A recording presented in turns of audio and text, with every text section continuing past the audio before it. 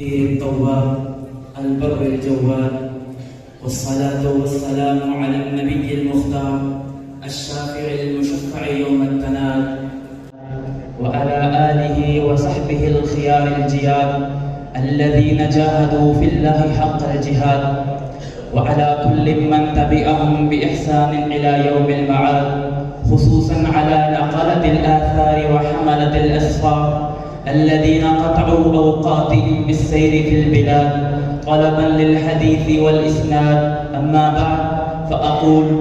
حدثنا شيخنا الكريم فضيلة الشيخ رضوان بن كوثر عن الشيخ الحافظ المفسر عبد السلام بن محمد البدوي عن الشيخ الحافظ محمد فضل الدين الجندلبي، وله إجازة عن الشيخ الحافظ العلامة عبد المنان الوزير أبادجي عن شيخ الكل السجد محمد نذير حسين المحدث الدهلوي.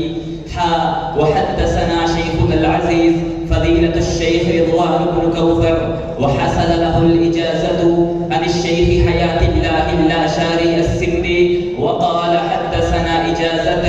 عن شيخ الكل السجد محمد نذير حسين المحدث الدهلوي عن الشيخ المشتهر في الآفاق الشيخ محمد إسحاق المحدث الدهلوي عن الشيخ عبد العزيز المحدث الدهلوي عن أبيه الشيخ ولي الله أحمد المحدث الدهلوي عن الشيخ أبي طاهر محمد بن إبراهيم الكردي عن أبيه الشيخ إبراهيم الكردي عن الشيخ أحمد الغشاشي عن الشيخ أحمد الشنابجي عن الشيخ محمد بن أحمد الرملي عن الشيخ زين الدين زكريا الأنصاري عن الحافظ الكبير أحمد بن علي بن حجر الأسقلاني عن الأستاذ إبراهيم بن أحمد التنوخي عن أبي العباس أحمد بن أبي طالب الحجاري عن الشيخ السراج الحسين بن المبارك الزبيدي عن الشيخ عبد الأفضل السيسي الهرمي عن أبي الحسن عبد الرحمن بن محمد بن مظفر الداودي البوشنجي عن أبي محمد عبد الله بن أحمد الحموي السرخسي عن أبي عبد الله محمد بن يوسف الفرقري عن أمير المؤمنين في الحديث المجتهد الكامل الإمام أبي عبد الله محمد بن إسماعيل البخاري.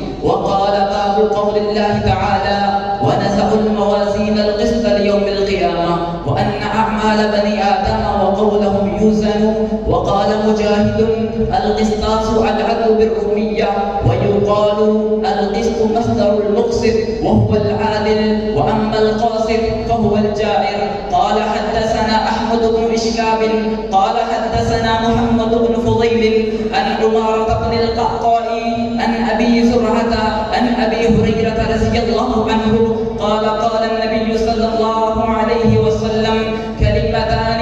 حبيبتان إلى الرحمن خفيفتان على اللسان ثقيلتان في الميزان، سبحان الله وبحمده سبحان الله العظيم. هذا ما عندي والله أعلم بالصواب، وبالله التوفيق. السلام عليكم ورحمة الله وبركاته.